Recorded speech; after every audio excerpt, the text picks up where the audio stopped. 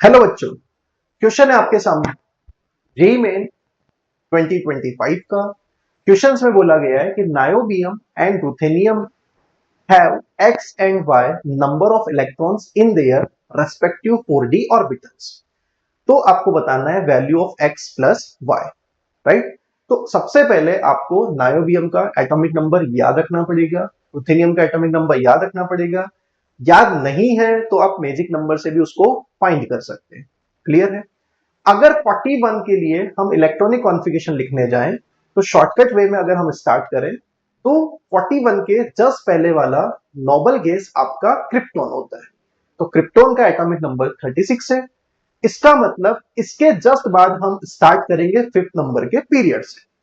तो हमें एक्सपेक्टेड है कि 36 के बाद अब मैं 2 इलेक्ट्रॉन 5s में फिल करूंगा, तो यहां पे 5s2 होना चाहिए था और उसके बाद 41 करना है तो ये हो जाता 4d3। क्लियर हो गई बात।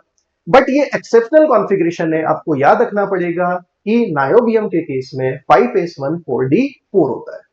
क्लियर है। क्वेश्चन ने बोला है नायोबियम के लिए 4d के इलेक्ट्रॉन को x बोलो, तो यहां से x की वैल्यू कितनी आ जाती है 4, क्योंकि यहां पे 4 इलेक्ट्रॉन्स है।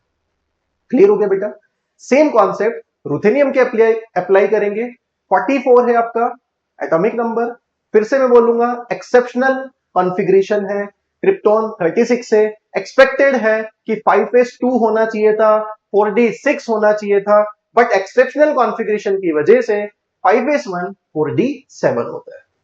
इसको क्वेश्चन ने बोला है कि y है, तो y में कितने इलेक्ट्रॉन है 7। तो अकॉर्डिंग टू कॉन्फ़िगरेशन x की वैल्यू 4 है, y की वैल्यू 7 है। क्वेश्चन ने आपको x प्लस y पूछा है, तो समेशन आपको मिलेगा 11। तो इसका फाइनल आंसर क्या हो जाएगा बेटा 11।